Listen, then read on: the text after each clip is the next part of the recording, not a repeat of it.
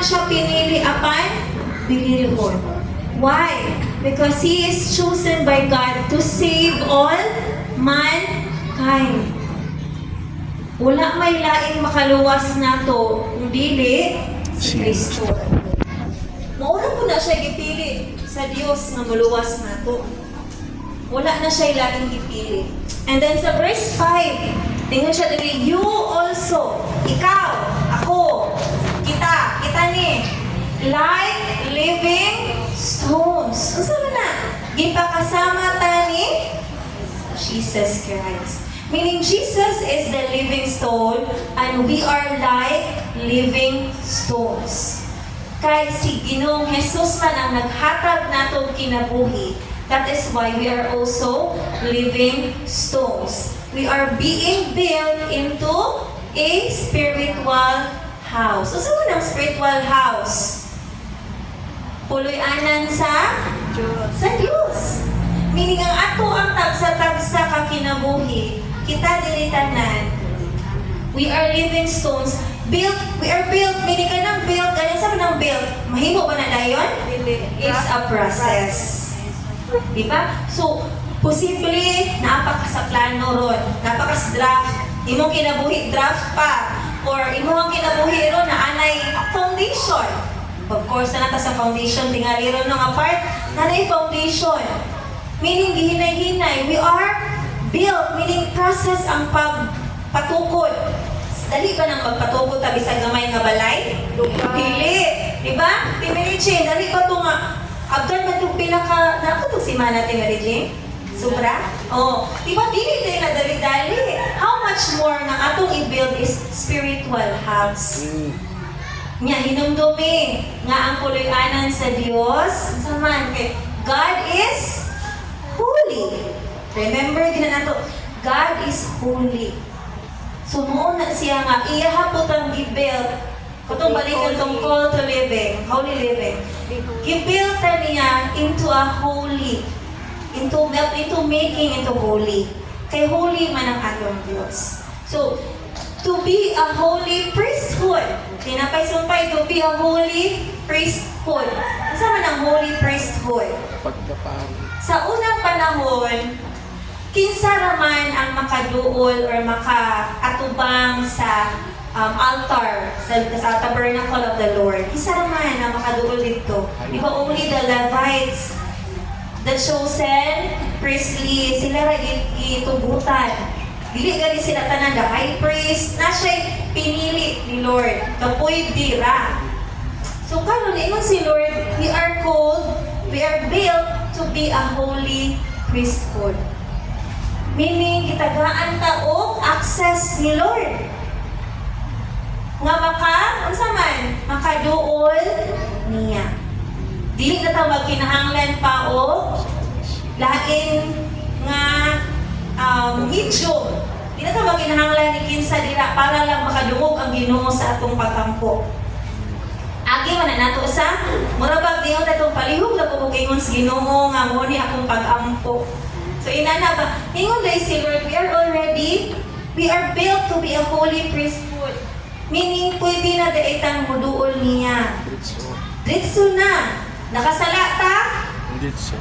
Sa una kay mag-ihaw pa man, di ba? There should be blood to be offered. But karon kay bayra naman tanan ng atong sala ni Ginoong Jesus. Muduol ta ni Lord nga together with the Lord Jesus Christ.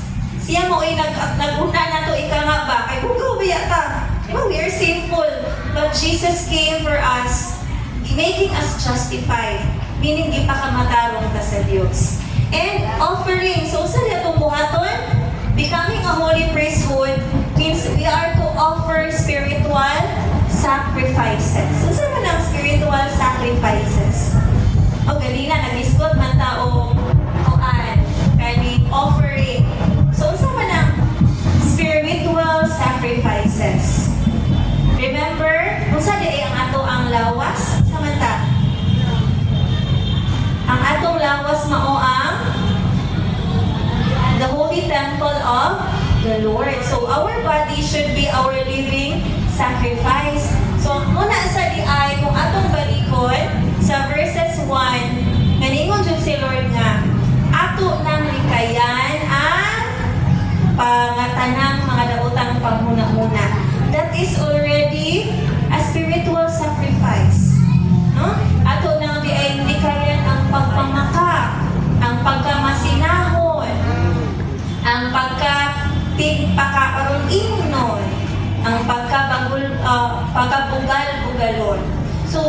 ato siya, those are some of us, mga, bang naka-attach din nato, nga nag-hinder nato para maka-worship ka ni Lord.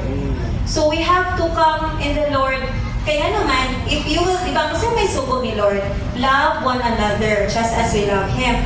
So, kung makita niyo kung higugma din yung imong isip ka tao, dili gyud ka makahuna-huna og kautan. Kung naadi tay paghigugma, dili ta makapamaka. Kung natay paghigugma, dili pud ta masina. Dili ta magpakaaron imo, di pud ta magbugal-bugal.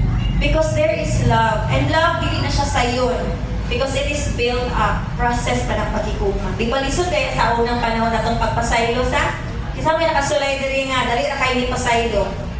Di ba it's a process po ng pagpasaylo. Because it needs love. Kinahanglan higugmaon nimo siya para mapasaylo nimo siya.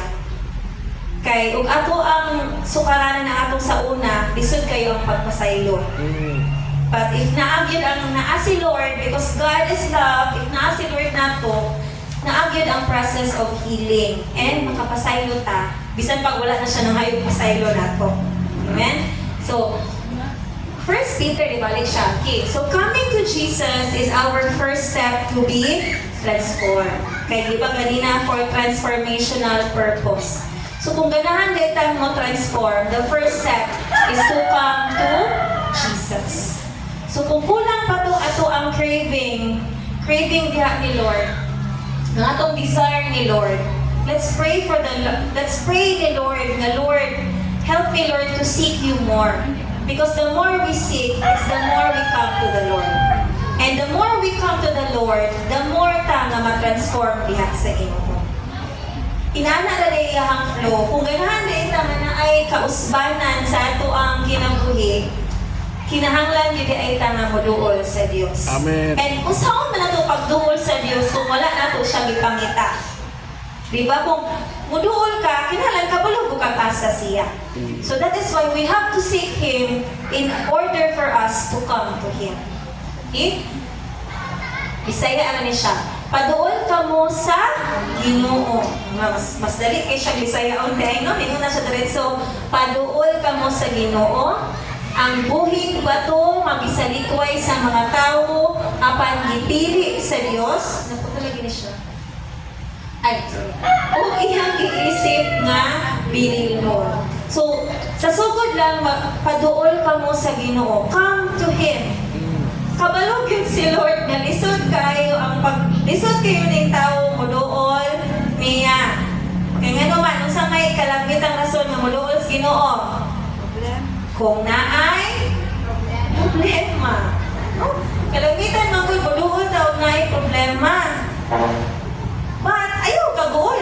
Kano man, unsa may ni Lord, kung walay problema, di po ni mo matagamtaman ang iyahang kaayo. So, inana di ay ayaw paabutan man ay problema. Meaning, in good times and in bad times, we have to come to Him.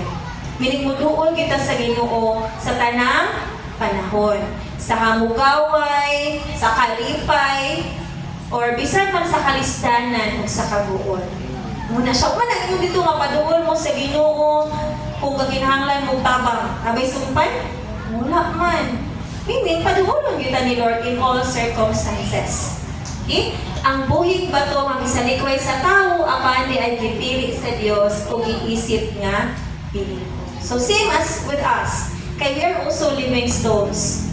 Kung paminaw nimo gisalikway ka, paminaw nimo dili ka palangga, paminaw nimo kanang you are rejected.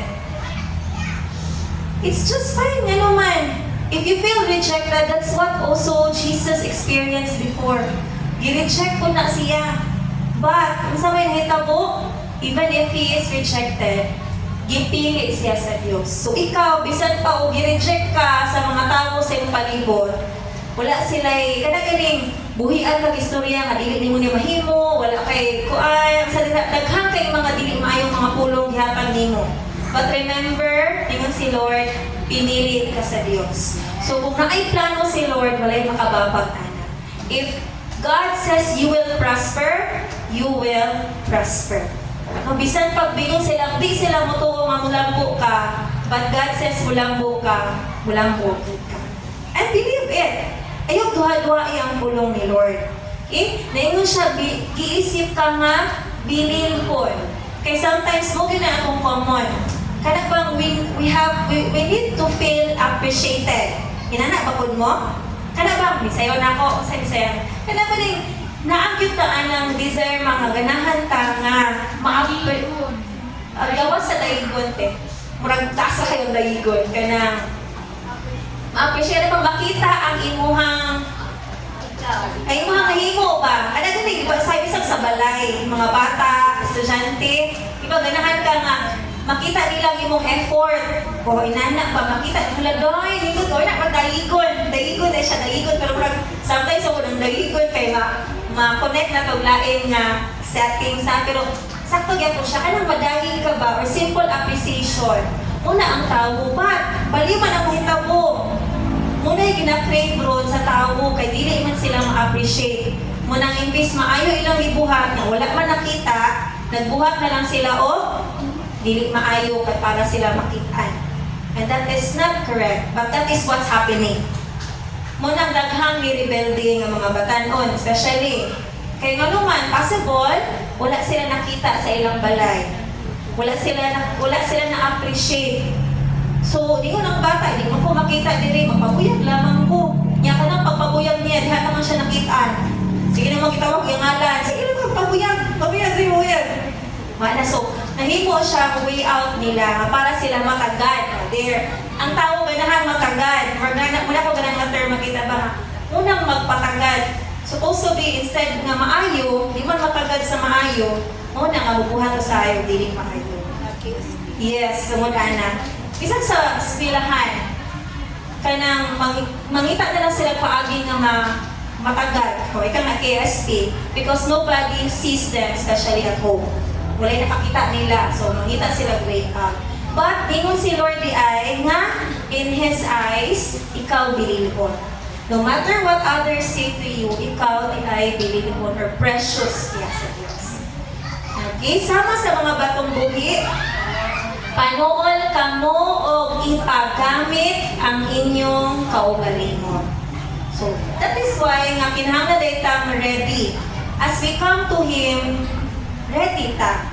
Kaya nga naman, ang atong purpose ni Lord is, as we come, masaman, atong ipagamit ang atong kaugalingon. Remember nga, himuon ta, we are going to be build a spiritual house, no?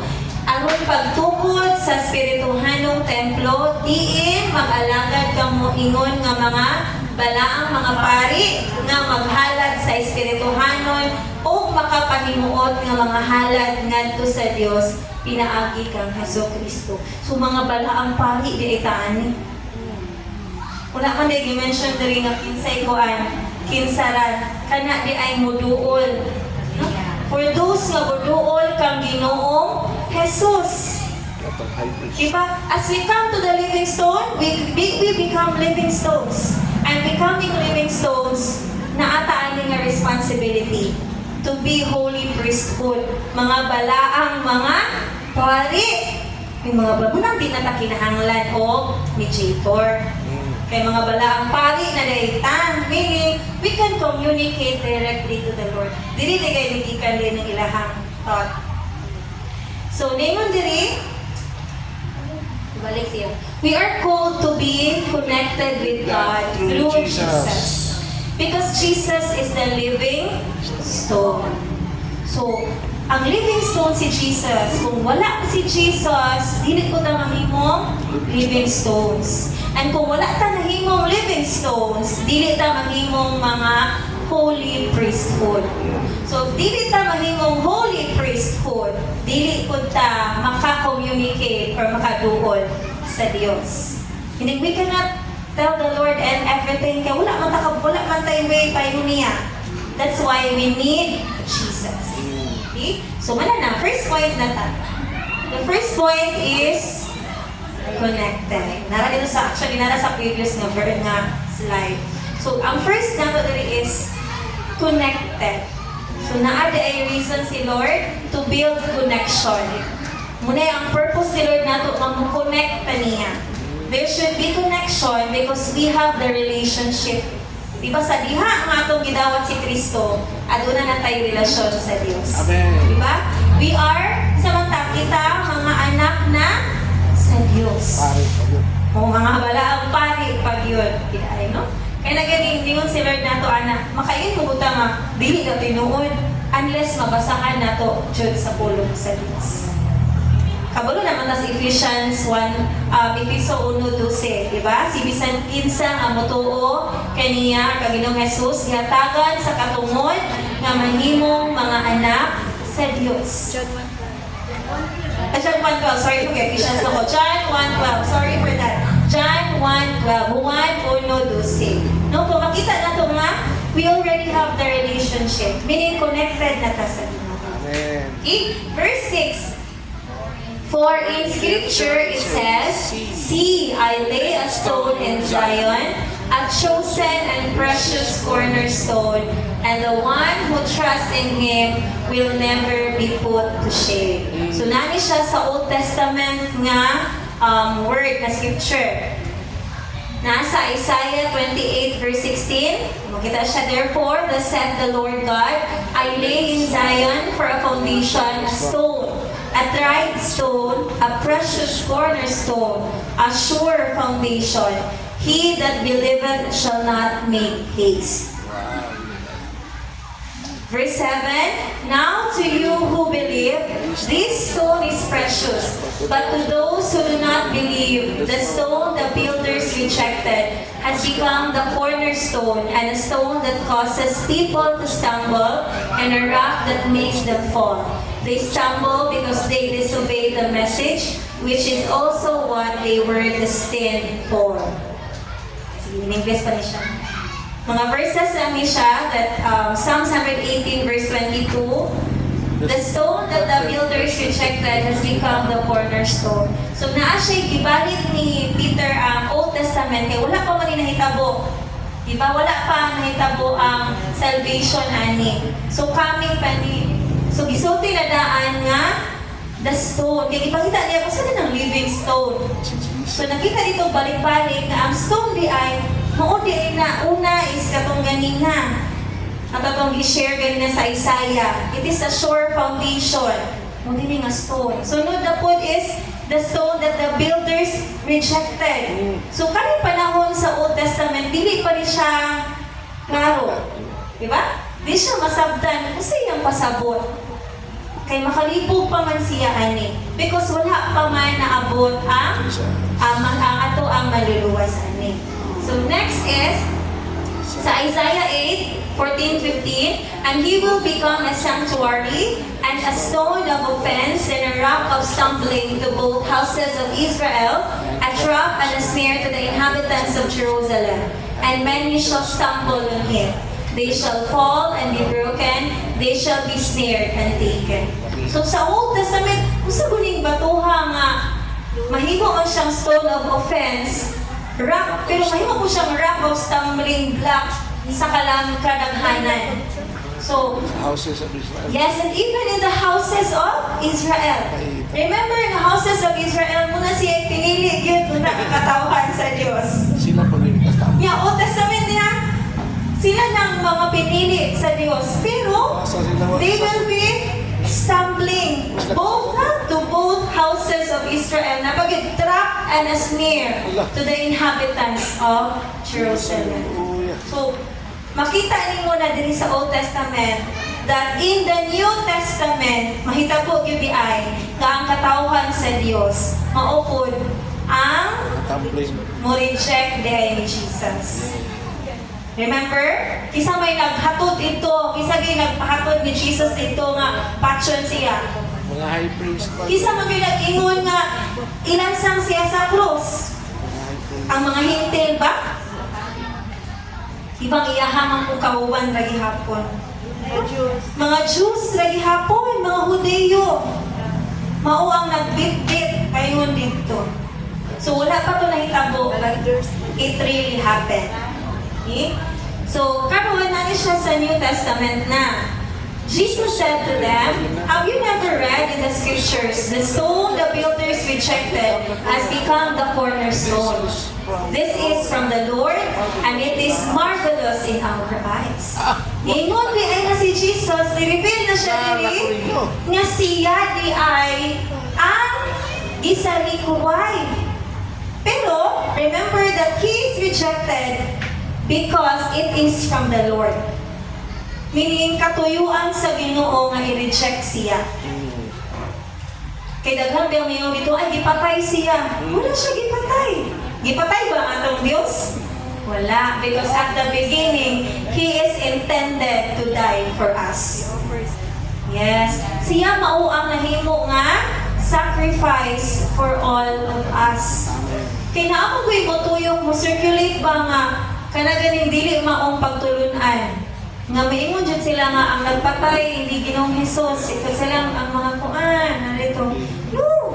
Wala mo yung nilang ipatay di ay sa tao ang ato ang Diyos. Muna ilang ipatuyo.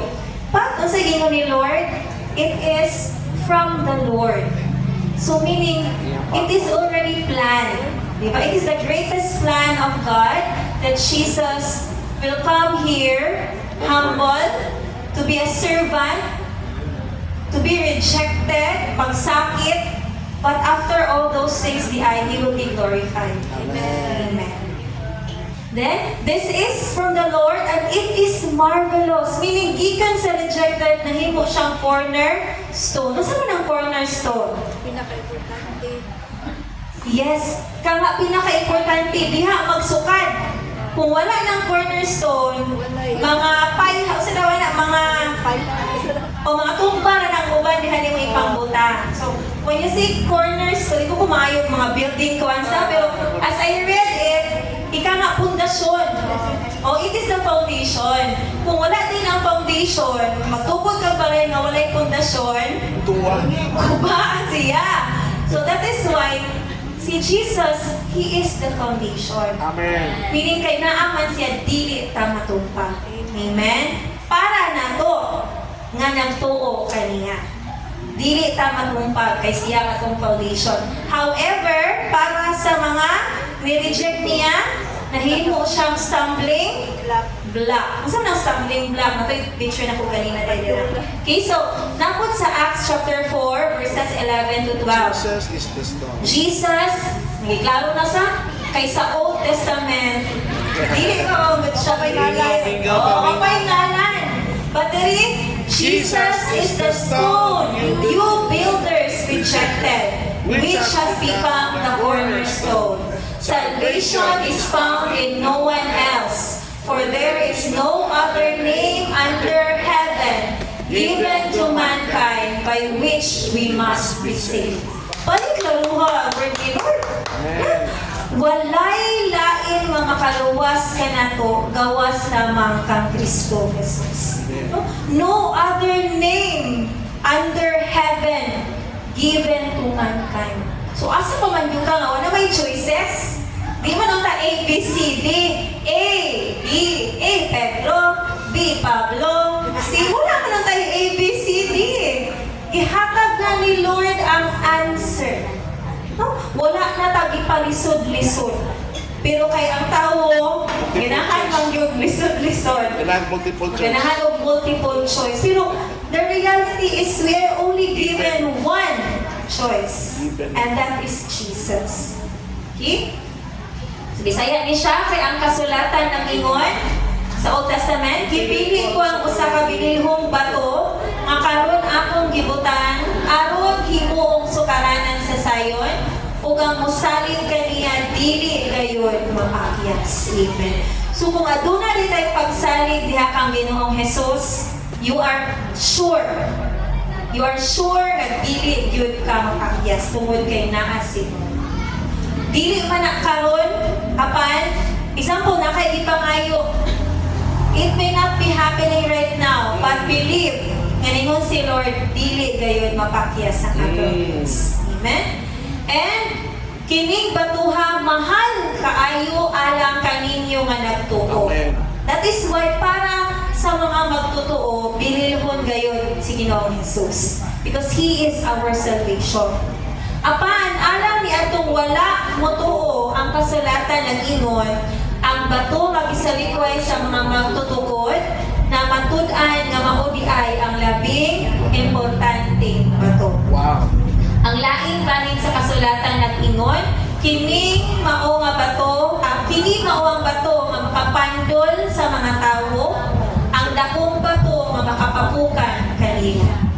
Napandol sila kay wala man sila mutuo sa pulong sa Dios, kung mao kini ang itagana sa Dios kanila.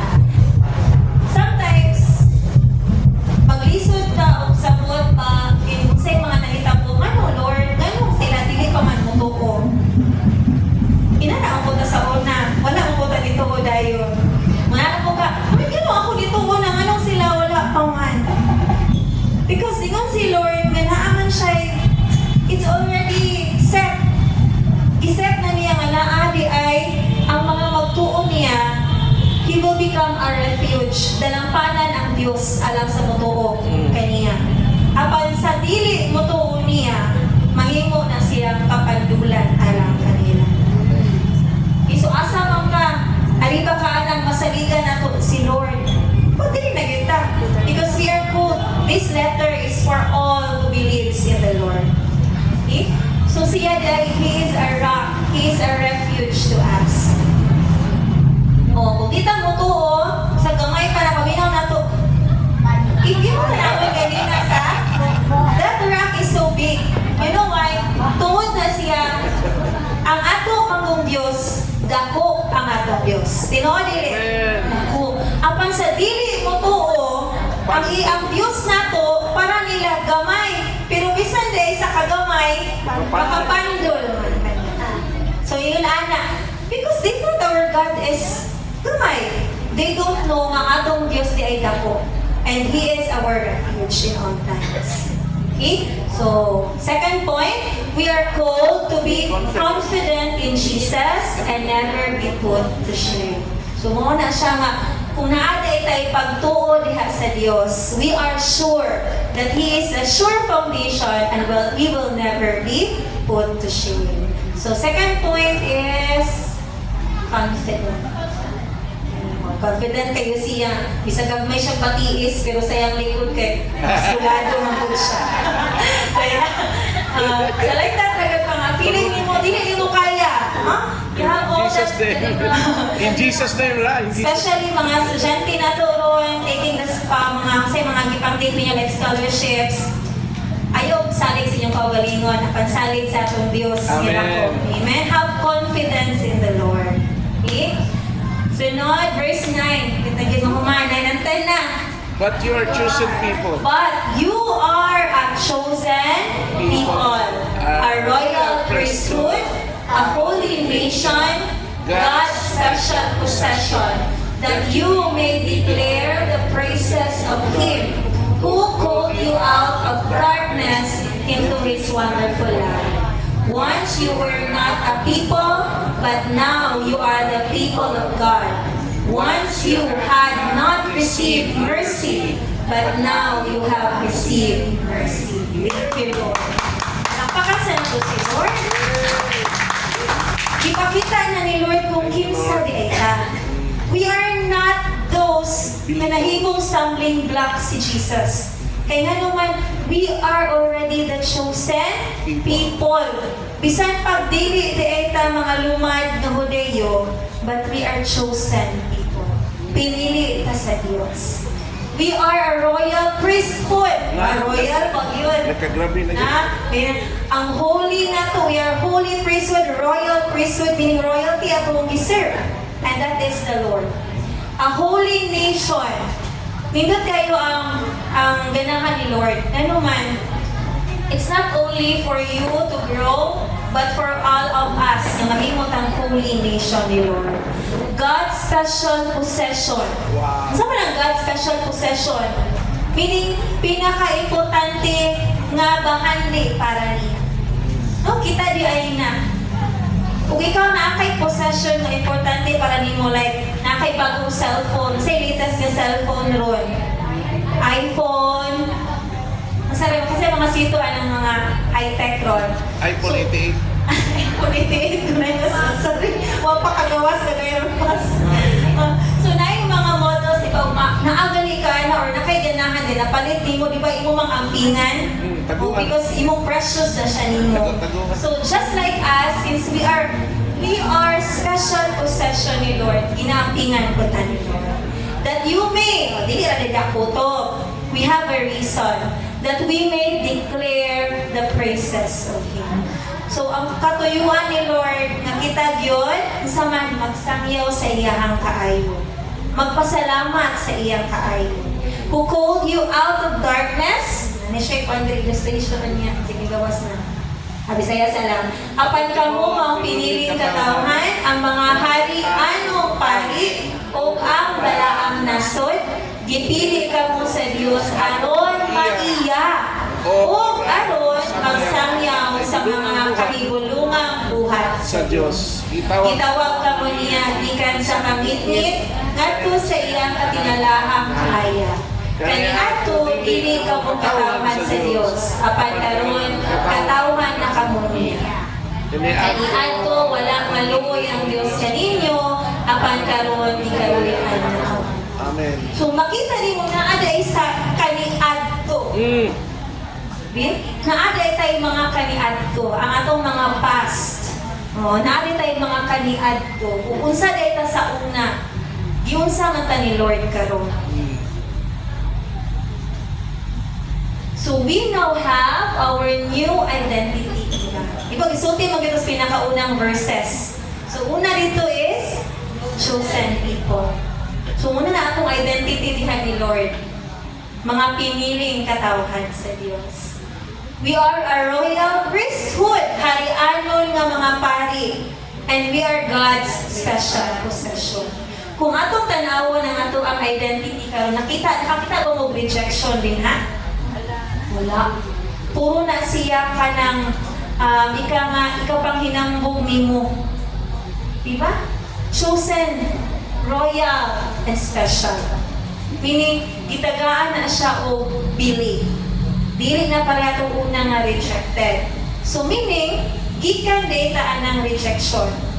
And God is building us na mahimo tang holy people for Him. Chose because we are chosen. We are royal and we are special in Him. So old self, darkness. New self, wonderful life. Gikan na sa ngit-ngit, gatagan tag kahayag sa Diyos. We are not people of God. Meaning excluded ta, watay labot. O gitay labot sa sigutanan pa lang. O gitay labot. Apan kay nagrasyahan ta. Saan man ang nagrasyahan? Ato ba nang gipaningkamutan? Bisan pag maningkamot ta, ubiyong ta watay labot, babid mo'y labot. Ito na yung realidad. Diba? Kung dili ka qualified, Dili ka in. dili na siya. Kung wala ka sa requirements, kung yun ito, lumad na taga-sibulan, kung dili ka taga-sibulan, kasulod sa inana. So, before we are not people of God, but now we are people of God. Kung nakabantay mo lang lain o color, ako nakitaan sa, but I can see nga, meaning, lain-lain tao history. Meaning, we have different past. But even though, we can be connected in the Lord. And we will become one. Kaysa una, kinahanglan ng pariha mo. Usa ka masagol. But diha din ni Lord, bahalag lain-lain, basta naa kay usa ka Dios, you will become one. Amen? Next is, we have not received mercy. Meaning guilty ta. Muna siya na siya, stress, diha. So wala tayo, we have not received mercy. Wala tayong ikaluyan. But, because of Jesus, we are pleaded not guilty. Maybe katong atong niya itong abogado sa akin, nahimog itang not guilty. Kasi Lord Jesus, may nangatubang na to dito, na mahimot ang not guilty. So, murag mo na siya last point. We are called to have changed identities and be honored to be transformed for God's purpose. So, kato siya nga transformation, dili ito siya dali-dali. Because it is a process. It's a process. Dili man na siya diretso anay. Like building a house. That is why God is building us right now. No, i-build pa ta ni Lord. Because He has that wonderful plan for us. The wonderful purpose na ma-transform ang ato ang kinabuhi. Okay, so last point is change. Wala siya, mapipigyan ako ng okay, so call for God's transformational purpose. So God made us connected, God made us confident, and God made us change. So muna yung gibuhat o ipangmat sa Diyos sa ato ang kinabuhi. Amen? So, let us pray. So, lang. And